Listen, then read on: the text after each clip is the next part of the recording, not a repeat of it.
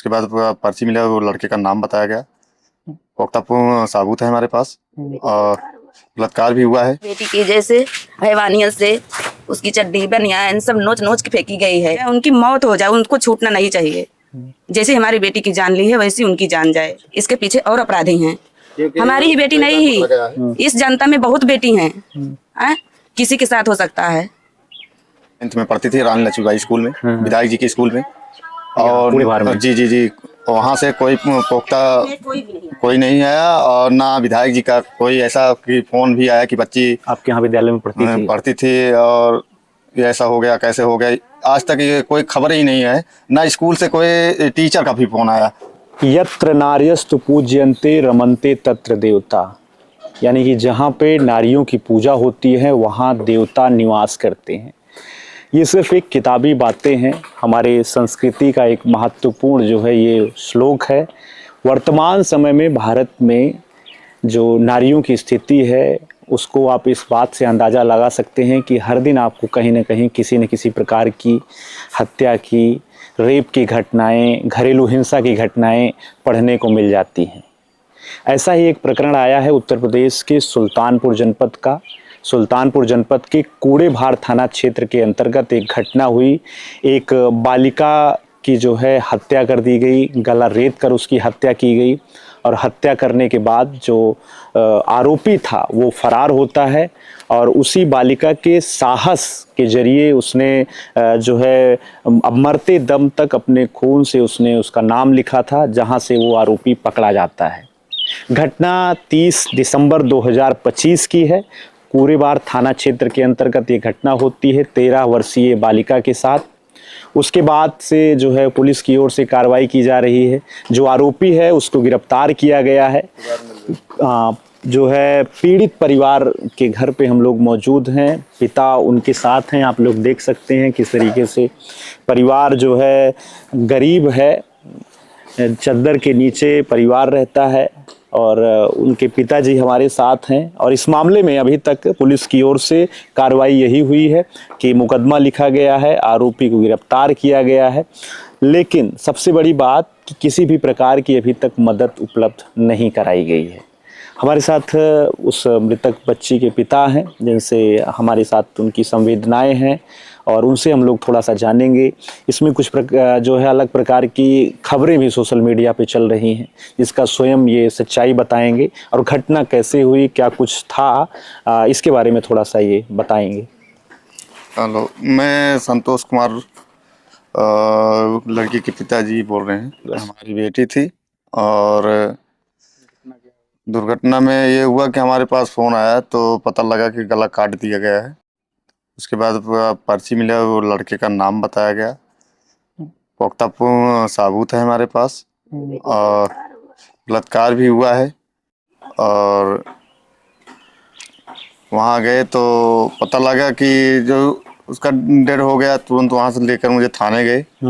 थाने गए तो उसने पूछा कि भैया आप अपना सब चीज़ लिख सकते हैं?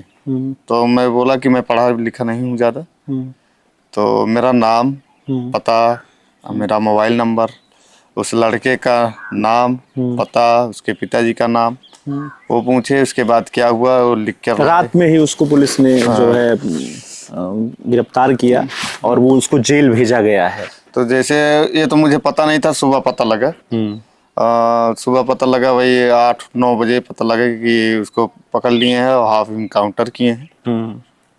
तो और केस में देख रहे हैं, केस में कोई ज़्यादा जो दिए हैं मुझे प्रमाण, ये चीज़ दिए हैं, आपको दिखा रहे हैं। उन्होंने जो एफआईआर जो दर्ज किए हैं इसमें ज़्यादा कुछ है नहीं, आप सब देख सकते हैं। बीएनएस की धारा 103 लगाई गई है। हाँ, और पुख्ता क्या कहते हैं उसको,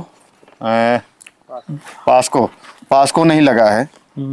अब उसको बता रहे हैं कि रिपोर्ट आ जाने के बाद होगा, लेकिन इसमें कुछ सबूत मुझे क्लियर नहीं पता चल रहा है क्योंकि मैं कई लोगों को दिखाया, कह रहे हैं को ऐसे लिख पढ़ दिया गया है।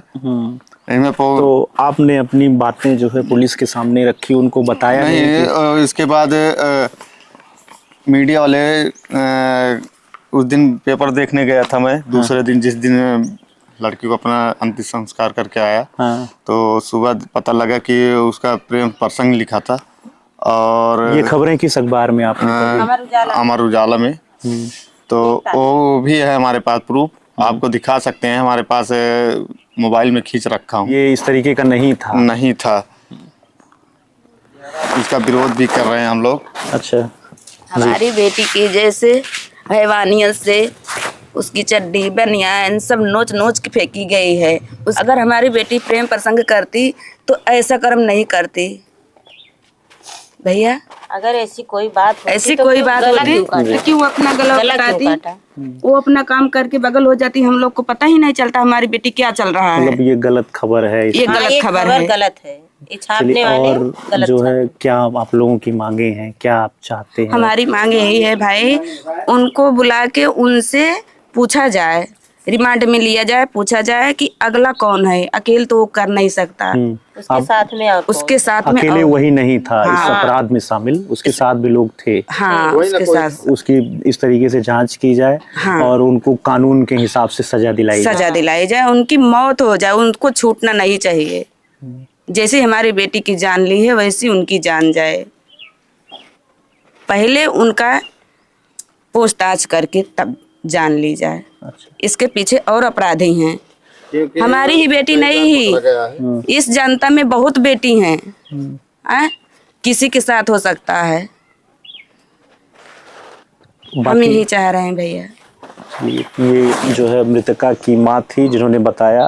आप लोगों की और क्या मांगे हैं जो आप चाहते हैं? जैसे मांगे थे, थोड़ा एडीएम साहब से बोला गया था तो बोले कि ठीक है हो जाएगा, और मांग भी कोई पूरा नहीं हुआ। प्रधान जी हमारे बोला गया था, प्रधान जी बोले ठीक है। उस दिन कल परसों को फिर बुलाया गया तो कहें कि मैं देख रहा हूँ। नेकपाल जी से बात किए हैं, कह रहे हैं कल का टाइम दिए हैं, कल संडे है और कोई क्लियर नहीं है, क्योंकि वो किसी के दबाव में आ रहे हैं या कैसा है कुछ समझ में नहीं आ रहा है। और जब से हमारे यहाँ ऐसा कांड हुआ है, किसी दिन अपने आप से हमारे घर पर नहीं आए कि आपके घर क्या हो रहा है, दुख में हो या क्या खा रहे हो या पी रहे हो, कैसा चल रहा है, कोई नहीं। मैं यही गुजारिश है कि उस लड़के को कड़ी से कड़ी सजा होना चाहिए। ये विधानसभा क्षेत्र कौन सा लगता है? विधायक जी आए थे? जी, विधायक जी भी आए थे। क्या नाम है उनका? राज बाबू उपाध्याय। क्या उन्होंने क्या आश्वासन दिया? हाँ, थोड़ा जैसे आए थे, एसडीएम साहब से बात किए, एसओ साहब से, यहाँ हमारे जो थाने के अधिकारी हैं बड़े, उनसे बात किए और थोड़ा मोड़ा अनुदान देकर गए हैं, तो उनसे आभारी हूँ। और जो है बच्ची जो है 9th में पढ़ती थी? हाँ, 9th में पढ़ती थी, रानी लक्ष्मीबाई स्कूल में, विधायक जी के स्कूल में। और पूरे भार में? जी, वहाँ से कोई पुख्ता कोई नहीं आया, और ना विधायक जी का कोई ऐसा कि फोन भी आया कि बच्ची आपके यहाँ विद्यालय में पढ़ती थी और ये ऐसा हो गया, कैसे हो गया।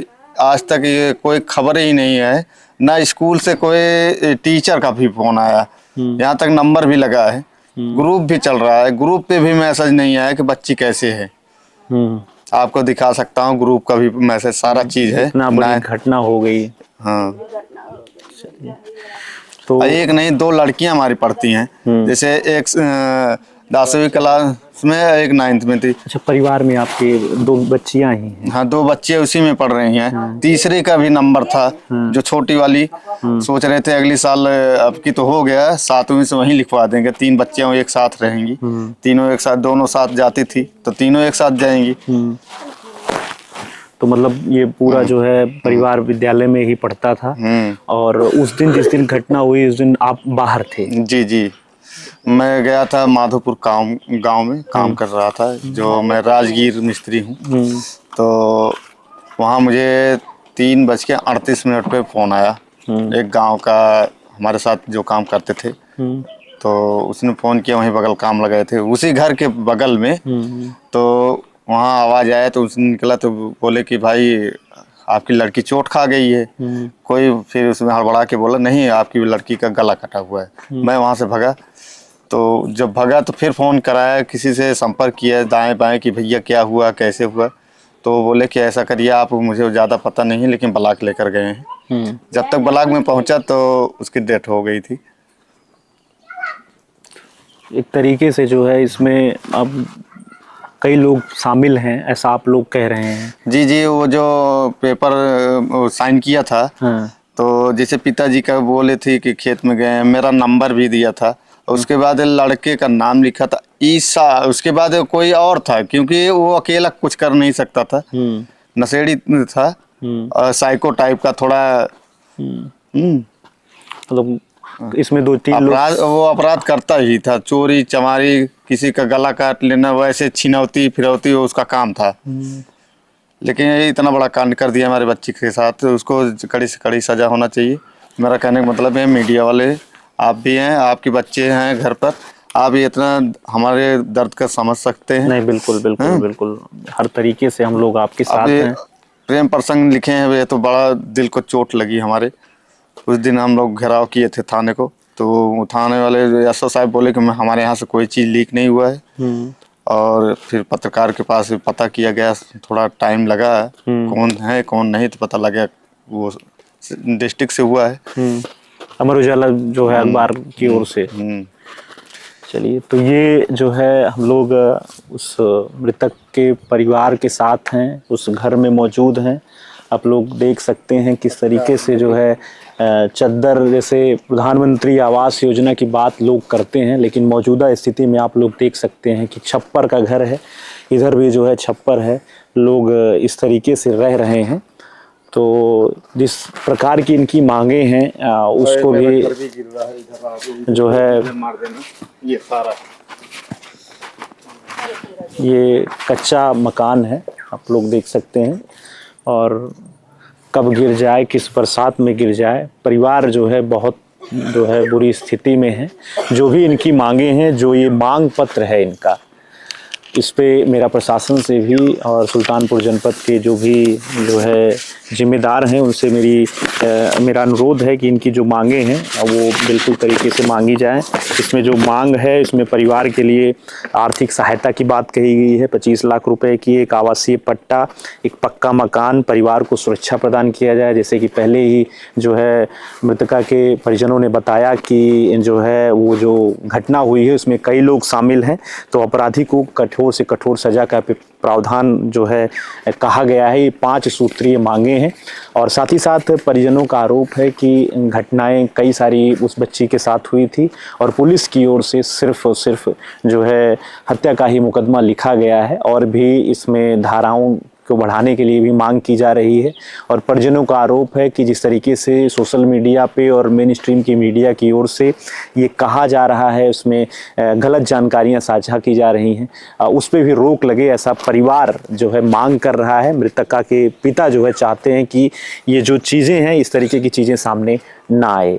तो हम लोग कोड़ेभार थाना क्षेत्र के अंतर्गत उसी परिवार के साथ थे, आप लोगों से बातचीत करके बताने का, उनके अपने दर्द को, उनकी अपनी मांगों को आप तक पहुंचाने का प्रयास किया है।